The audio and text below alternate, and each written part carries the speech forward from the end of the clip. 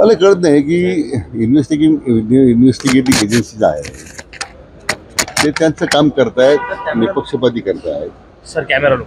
आणि मला वाटतं की ज्यांचा कारभार स्वच्छ आहे असं वाटतं त्यांना, तर त्यांनी या चौकशीला सामोरं जाण्याचं घाबरण्याचं कारण नाही आहे. कारण शेवटी त्या स्वायत्त संस्था आहेत, ते त्यांच्या पद्धतीने काम करत असतात आणि त्यांना त्यांचं काम करू दिलं पाहिजे. गेल्या काही दिवसांपासून सर म्हणजे ज्या पद्धतीने त्यात काही त्रुटी आहेत त्या सुधारल्या जाणार आहेत? नाही, खरं म्हणजे वाळू धोरणाच्या बाबतीमध्ये व्यक्तिगत मी सुद्धा फार समाधानी नाही आहे त्या अंमलबजावणी बाबतीमध्ये. म्हणून आम्ही आता नागपूर अधिवेशनाच्या निमित्तानं पुन्हा एक त्याच्यामध्ये सर्वांकष धोरण आणण्यासंबंधी आणि जुन्या धोरणाच्या त्रुटीमध्ये आपल्याला त्रुटी दूर करण्याबाबतीमध्ये आम्ही बैठक घेतलेली आहे. आता ते त्या संदर्भातलं मला वाटतं एवढ्या आठवडाभरामध्ये सगळ्या त्रुटी बाजूला करून हे धोरण आल्यानंतर त्याची प्रभावी अंमलबजावणी होईल असं वाटतं. मुख्यमंत्र्यांनी 8 दिवसाचा विशेष ड्राईव्ह त्याच्यामध्ये होणार कसं होतं? आणि आता महसूल विभागाच्या वतीने आम्ही तर कालच सगळ्या जिल्हाधिकाऱ्यांची VC घेतलेली आहे. सर्वांना पुढच्या 7 दिवसामध्ये अतिशय प्रभावीपणे आवश्यक ते जेवढं मनुष्यबळ आपल्याकडे आहे, मग ते जिल्हाधिकाऱ्यांच्या स्तरावर असेल, जिल्हा परिषदेच्या स्तरावर असेल, किंवा मग अंगणवाडी सेविका आहेत, किंवा ज्या यंत्रणेतल्या लोकांना अंतर्भाव करता येईल त्या सर्वांनाच आपण आता त्याच्यामध्ये सामावून घ्यायचं ठरवलं आहे आणि त्यांना मानधनही आपण देतो आज. त्यामुळे मला वाटतं की ही प्रक्रिया अतिशय वेगानं पूर्ण करण्याचा शासनाचा निर्धार आहे. मराठवाड्यात विशेष लक्ष दिलं जाणार आहे.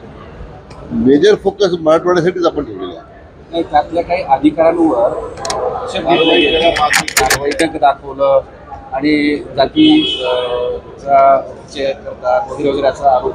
नाही, कसं आहे, काही ठिकाणी आरोप झाले ते चौकशीचे आदेश दिलेले आहेत विभाग आयुक्तांना.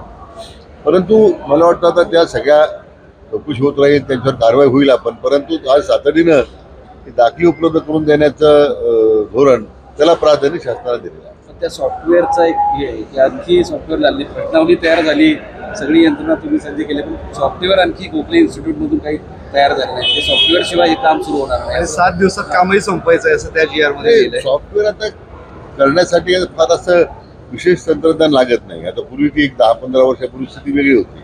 आता आपण त्याच्यामध्ये गोखले इन्स्टिट्यूट आणखीन काही खाजगी लोकांनी आपलं सॉफ्टवेअर साठी तयार केलं होतं. कारण आणि त्यात महत्त्वाचं काय आहे की उर्दू लिपी आहे, पारसी लिपी आहे, अशा जुन्या मोडी लिपी आहे, त्याचे तज्ज्ञ आता मिळाले पाहिजे. म्हणून आम्ही खाजगी स्तरावर जिथं जिथे जुनी लोक आहेत अशा मोडी वाचू शकतात अशा सगळ्या लोकांना आपण त्याच्यामध्ये घेण्याबद्दलही सूचना दिलेल्या आहे. त्याचा काही ड्राईव्ह असा रिक्रुटमेंट किंवा काय शोधणं किंवा नाही घेणार नाही कोणाला, कंत्राटी पद्धतीने कोणाला घेणार नाही.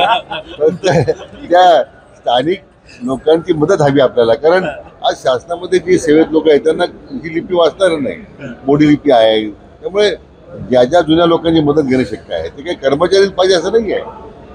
आता आपल्याकडे 1965 पूर्वी याची साथ आली होती दिव्याची, देवीची. तर त्याच्यामध्ये बऱ्याच लसीकरणाचा काही डाटा मिळतो. आता ते पूर्वी जागीरदार होते, पूर्वीच्या पोलीस पाटलांच्याकडे काही डाटा उपलब्ध होतोय. आता सर्वंकष डाटा माहिती उपलब्ध करण्याचं काम सुरू आहे. म्हणजे जीर्ण झालेल्या नोंदी शोधणं सुद्धा एक मोठं कठीण काम आहे. त्यासाठी हे सॉफ्टवेअर नाही, या सॉफ्टवेअरचा उपयोग ते होईल. आणि प्लस माननीय जिल्हाधिकाऱ्यांना अशा सूचना दिलेल्या आहेत की हायस्पीड स्कॅनर्स लावले पाहिजे.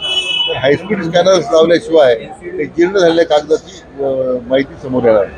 थँक्यू.